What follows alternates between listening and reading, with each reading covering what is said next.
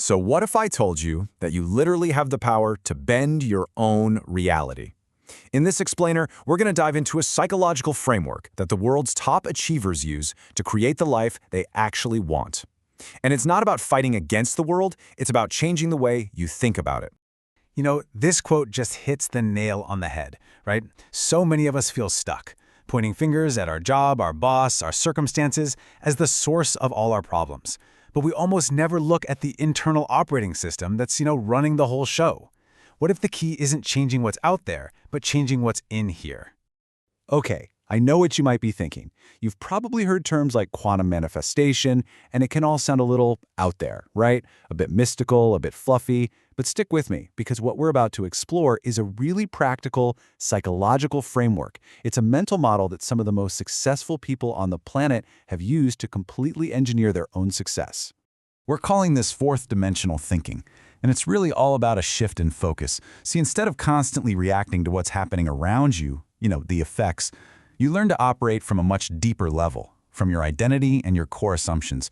This right here is where your real power is. It's about thinking from the end result you want, not just of it. So how do we actually do this? How do we cultivate this way of thinking? Well, we're going to break it all down into 5 core principles. Let's take a quick look at our roadmap.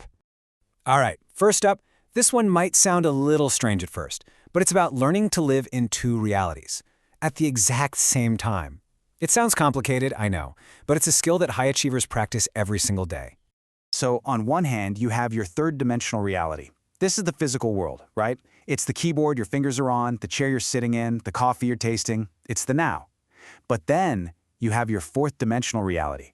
This is the world of your imagination. It's the feeling of walking into your dream home, the joy of launching that business, imagined so clearly it feels absolutely real.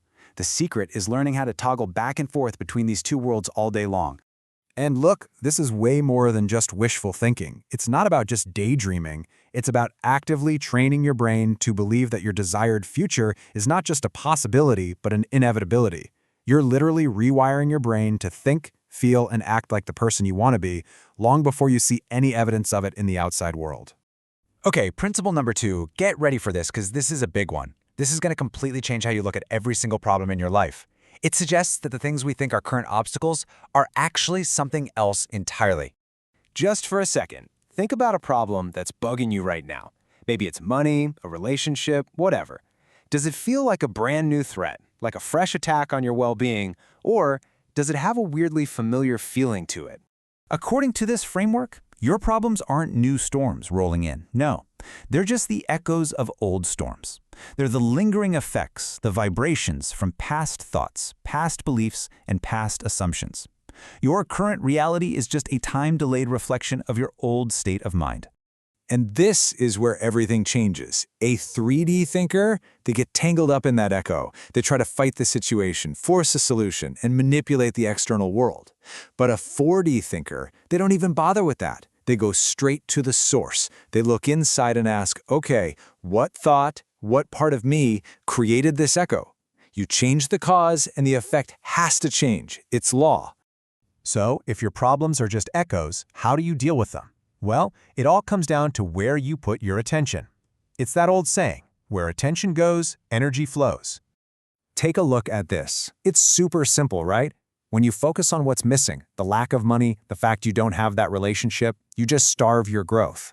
But when you flip that, when you find even the tiniest shred of evidence of what you do want and pour your focus and gratitude there, that's when things start to expand. You create this incredible momentum that pulls more of it into your life. I love this little wordplay, pretend. We usually think it means being fake, right? But what if you just break it down? Pretend. You're tending to your dreams before they fully bloomed. It's like watering a seed with your attention, nurturing the reality you want to see long before it ever breaks through the soil. Okay, so you're focusing on the good stuff, but then life happens, right? Things don't go your way, people push your buttons. This next principle is where the real magic happens. This is where you learn how to manage your emotions. Think about it. You're driving, someone cuts you off. The reaction, that's the horn, the yelling, your whole nervous system gets hijacked and your day is shot. But the response, that's the pause, that's the deep breath, the choice to let it go. One of those keeps you trapped in a negative loop, and the other one sets you free. This is about becoming truly responsible, able to choose your response. You create this little space, this pause between a trigger and what you do next. And in that space, that's where all your power is. The person who can stay calm and centered when everything's chaotic is the one who's truly in charge. All right, we're at our fifth and final principle. And honestly, this one might just be the biggest game changer of them all. It's going to completely flip how you think about desire itself. So let me ask you this. When you want something, really want it, how does it feel? For most of us, it feels like a painful reminder of what we don't have, right? It's a sign of lack. Well, get this, it's not.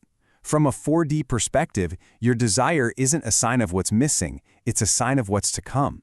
It's like a whisper from your future self, letting you know what's already yours in the realm of potential. The fact that you can even have the desire is all the proof you need that it's possible for you. Okay, so let's do a quick flyby of everything. The 5 principles of 4D thinking. Number 1, you live in 2 realities at once, the now and the vision. 2, you see problems not as threats, but as echoes of your past.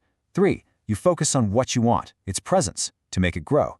4, you learn to respond with intention, not react from impulse. And 5, you treat desire as evidence that what you want is already possible. See, at the end of the day, the goal isn't to wrestle the outside world into submission. You're not a warrior fighting reality. You're more like a gardener, carefully tending to the soil of your mind.